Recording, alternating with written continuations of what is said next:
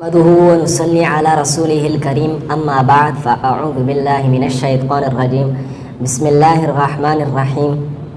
میرے بھائیو دوستو، آج سے اس مختصر وقت میں آپ کے سامنے جو ہے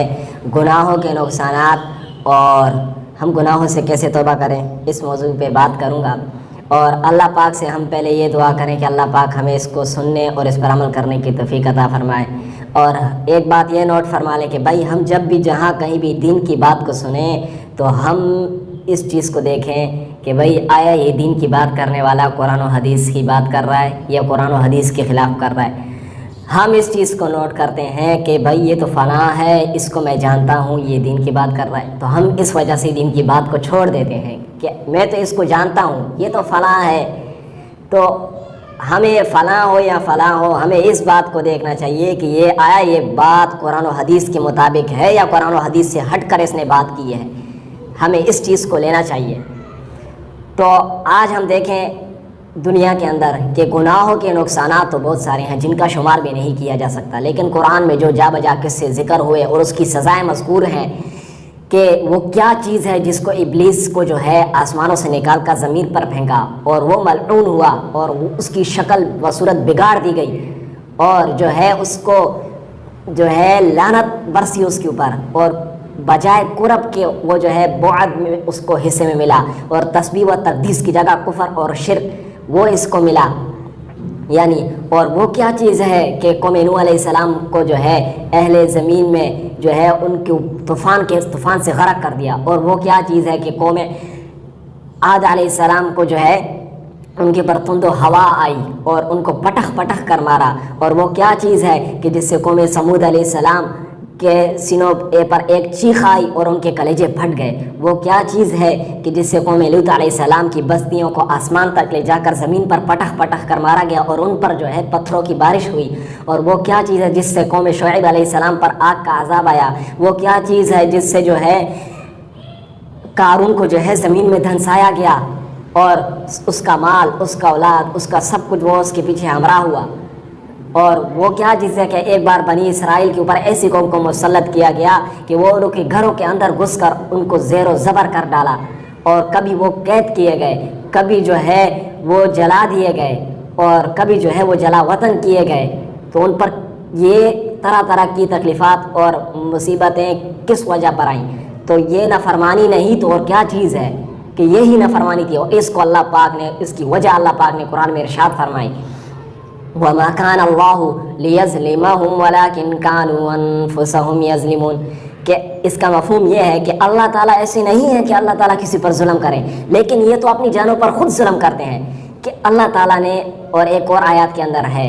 کہ وَمَا أَصَابَكُم مِّن مُّصِيبَةٍ فَبِمَا كَسَبَتْ أَيْدِيكُمْ وَيَعْفُو عَن كَثِيرٍ کہ تم لوگوں کو جو بھی مصیبت پہنچتی ہے وہ تمہارے اعمال کا بدلہ ہے، اور بہت ساری باتیں ایسی ہیں کہ جن کو اللہ پاک معاف کر دیتے ہیں کہ انسان کو جو بھی مصیبت پہنچتی ہے وَمَا أَصَابَكُم مِّن مُّصِيبَةٍ فَبِمَا كَسَبَتْ أَيْدِيكُمْ وَيَعْفُو عَن كَثِيرٍ۔ اور ایک حدیث کے اندر ہے إِنَّ الرَّجُلَ لَيَحْرُمُ الرِّزْقَ بِالذَّنبِ يُصِيبُهُ کہ آدمی جو ہے اپنے رزق سے محروم کر دیا جاتا ہے، کس چیز کی بدولت؟ بالذنب، ذنب جو ہے یہ گناہ کو کہتے ہیں عربی کے اندر، تو گناہوں کی بدولت جو ہے یہ اپنے رزق سے بھی محروم ہو جاتا ہے، اور گناہوں کی بدولت انسان کا دل مردہ ہو جاتا ہے اور انسان کا دل بیمار ہو جاتا ہے۔ جب انسان کا دل بیمار ہوتا ہے تو خیر امور کی جو نیکیاں ہیں اس سے جو ہے وہ محروم رہتا ہے، اور جب دل بیمار ہوگا تو جسم بھی بیمار ہوگا، کیونکہ جسم دل کے تابع ہے۔ تو اسی طرح جو ہے گناہوں سے جو ہے انسان کی عمر سے برکت ختم ہو جاتی ہے کہ انسان کی عمر کے اندر برکت نہیں رہتی۔ اور گناہوں کے بہت سارے نقصانات ہیں کہ گناہ، اور ایک اور نقصان یہ بھی ہے کہ گناہ، جو انسان گناہ کرتا ہے تو وہ اللہ کے سامنے بے قدر اور خوار ہو جاتا ہے۔ جب اللہ کے سامنے جو بے قدر اور خوار ہو جائے گا تو وہ مخلوق کے سامنے بھی خوار ہو جاتا ہے، اور اس کا قرآن کے اندر یہ آیات ہے، قرآن کے اندر وَمَن يُهِنِ اللَّهُ فَمَا لَهُ مِن مُّكْرِمٍ کہ جو بندہ عزیز، جس بندے نے اللہ کے دربار سے سر پھیرا، وہ جہاں کہیں بھی گیا ہو اس کو عزت نہیں ملی کہ اللہ کے دربار میں عزت ہے، عزت ہے، ناکامی ہے، کامیابی ہے، اللہ کے دربار میں ہے، اللہ کے سامنے سر جھکانے میں ہے، توبہ کرنے میں ہے، گناہوں پر رجوع کرنے میں ہے، تو عزت اسی سے ملے گی۔ تو اور جہاں کہیں بھی جائے گا اس کو عزت نہیں ملے گی۔ تو ہمیں چاہیے ہم اپنے گناہوں سے توبہ کریں، ہم لوٹ آئیں اللہ کی طرف۔ تو ہم توبہ کیسے کریں؟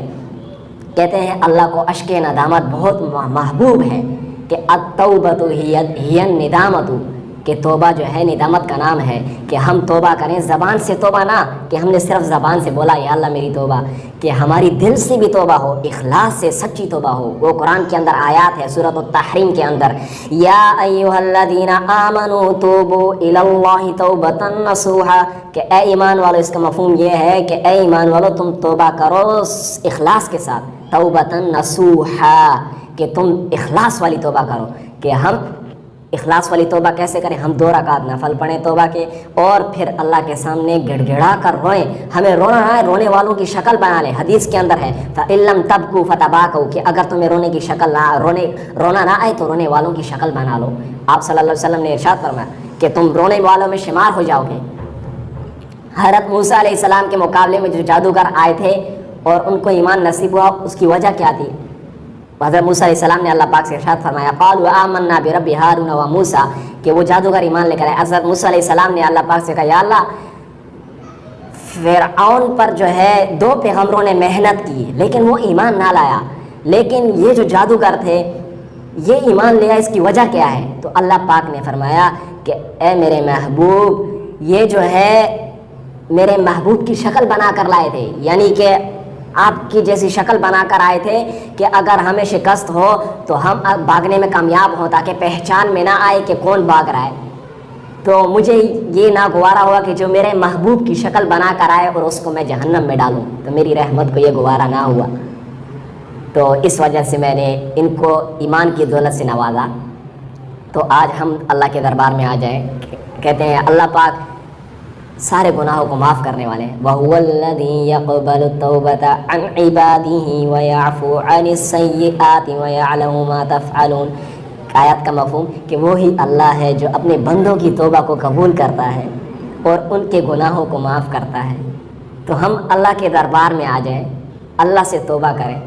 تو اللہ سے دعا ہے کہ ہم نے جو کچھ سنا اس پر اللہ پاک ہمیں عمل کرنے کی توفیق عطا فرمائے اور اس کو پھیلانے کی توفیق عطا فرمائے۔ وآخر دعوانا الحمد للہ رب العالمین۔